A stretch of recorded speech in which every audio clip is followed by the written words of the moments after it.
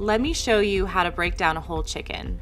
Being able to butcher your own chicken is great because you can cut the meat exactly as you like it, and you can utilize every part of the bird. It's the best value and much cheaper than buying the cuts already done by your butcher. Breaking down a chicken may seem intimidating, but let me show you how easy it is. To start off, you're going to remove the drumstick and the thigh.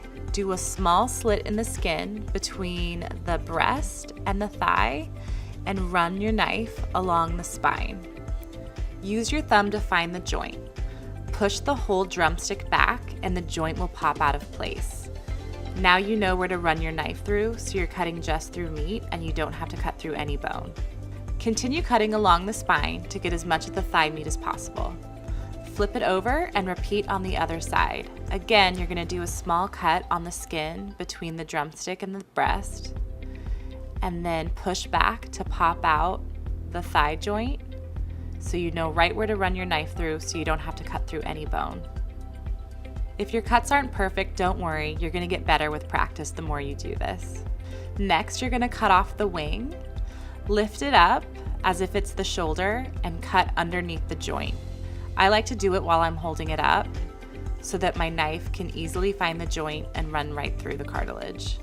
If a little bit of meat is left on the carcass, that's okay because we're going to be using it to make bone broth, so we're going to be utilizing every part of the bird. Last, we're going to cut away the breasts.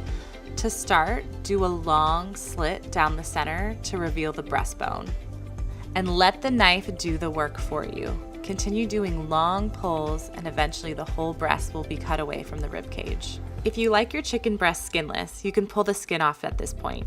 But I love the skin on. It gets crispy and golden brown when cooking it in a cast iron skillet. Save this whole carcass that we're going to use to make bone broth. The last step is cutting the drumstick away from the thigh. I like to flip it over so it's skin side down, and you can use your finger to feel the joint that's right in between the drumstick and the thigh. It feels like the joint between the knuckles on your finger.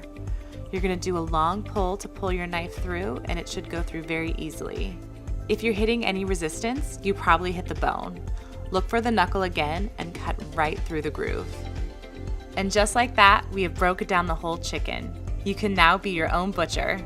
Being able to break down your own chicken will not only save you money, but give you more confidence in the kitchen.